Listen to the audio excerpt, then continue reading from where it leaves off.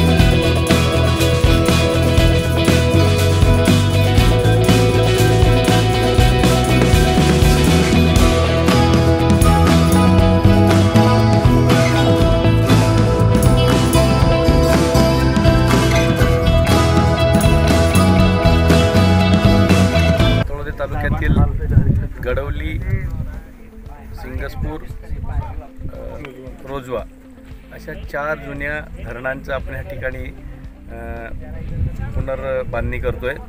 MI टँकची जवळपास 80 कोटींचा हा निधी आहे। ह्याच्यामध्ये त्या जुन्या पद्धतीने आपण पाटचारीने पाणी न्यायचो ते संपूर्ण बंद करून त्या ठिकाणी आता पाईपलाईनने पाणी जाईल।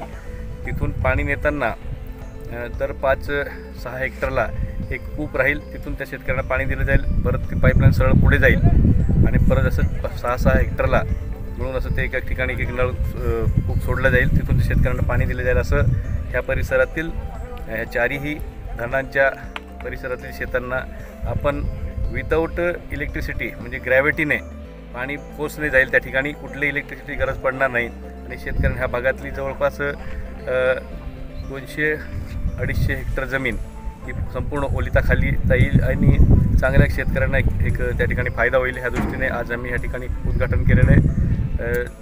जलसंपदा विभागाकडून जलसंधारण विभागाकडून हा निधी आलेला आहे, त्याच्या माध्यमातून आपण ह्या ठिकाणी आज सर्वांचं उद्घाटन केलेलं आहे। ही जी एजन्सी आहे ती बाहेरची एजन्सी आहे, अतिशय चांगले त्यांच्याकडे टेक्निशियन आहे, अतिशय चांगल्या पद्धतीने ते ह्या ठिकाणी करतील आणि नक्कीच ह्या परिसरातील शेतकऱ्यांना त्याचा फायदा होईल। धन्यवाद।